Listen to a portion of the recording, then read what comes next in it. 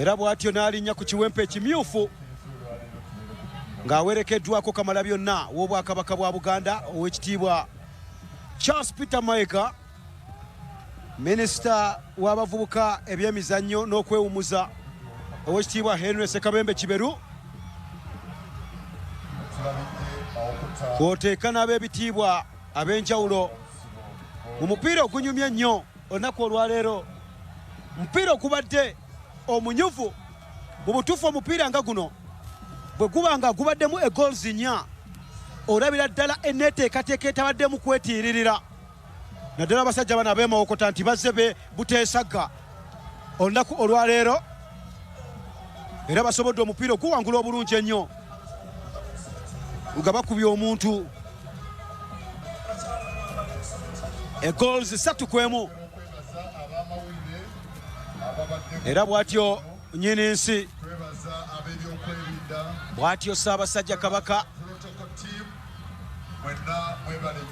bw'atyo bw'alabise nga ayingidde emmotoka ye mwe yajjidde, era nga mu budde butono nnyo agenda kuba nga afuluma ekisaawe kino ekyewankolokoko, era nga mu butongole emipiira gy'amasaza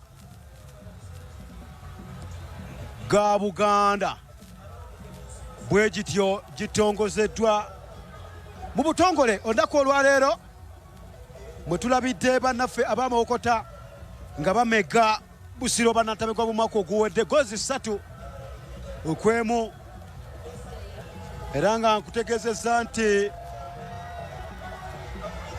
tugenda kuddamu okubanga tubatuusaako emipiira,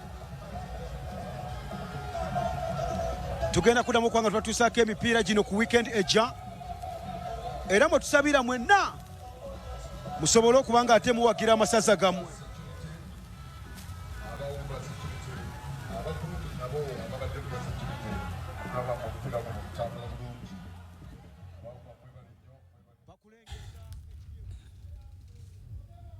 Embeera bwetyo bweri, era ndowooza ogiraba ya bbugumu nga beene bw'atyo amaze okuggulawo emipiira gino mu butongole. Kyoyinza oga nti officially kaakati amasaza gatandise. Oba essaza lyo kweteekateeka awo gw'omanyi. Ndabye enteekateeka nnyingi, mugenda tutongoza amasaza gammwe, ttiimu zammwe mu nga bingi nnyo nga bigenda okuba nti bitambula, naye nga ggwe alabye omupiira guno. Tuli ne Kabonge Nicholas wano eno mu dakiika ntono nnyo, njagala atuwe ekifaananyi ekyo, njagala tegeeza ggwe owa Gomba olunaku lujja kuba lwa 27 ogenda tongoza ttiimu yo. Bannaffe abaabuweekula butereevu nnyo nga 25 mugenda tongoza ttiimu yammwe. Buddu mugenda kutunuka ne Bugerere, era mujja kuba Sande no nga mutongoza ttiimu yammwe. Nga buli omu yeetegese, naye nga oba olabye omupiira guno nga bwe gubadde olina okweteekateeka ennyo Bugerere ku Yidi bye mutongoza, ate nga ntegeddeko nti ne amasaza amalala mangi buli limu liga tugenda tutongoza ttiimu yaffe. Kati Mukulu Kabonge, njagala mu ddakiika zino zetulinawo entono ennyo onyonnyola omuntu aweddeyo first half tuga nti awo aweddeyo dda ssente zo, goolo esembyeyo nnyo. Ndowooza omuntu alabye omupiira era anyumiddwa. Exactly. Mawokota era nga we nagambye yasigadde ku kyayo, yadde mu second half batuuse ng'ate bwe batuuka mu final third bapapamu naye era obwedde olaba basigala ku kyabwe era bakifuniddemu ne ggoolo ey'okusatu. Then Busiro ekozeemu changes naye ng'era mu maaso banafumu babadde tebakwatagana bulungi, era wabaddewo n'opportunity eziteeba naye tebazimaliriza bulungi.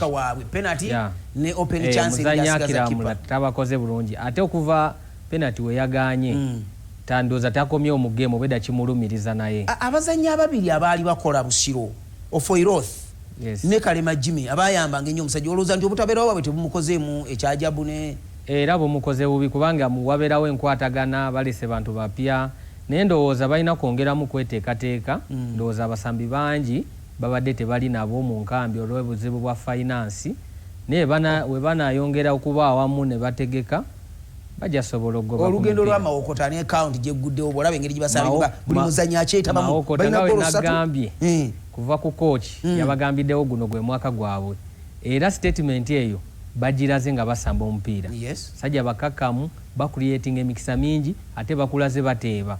Game emu baba bateebye ggoolo 3 olina obeegendereza era bagomba benyweze Gomba Lions ekibinja ekyo mwe bali.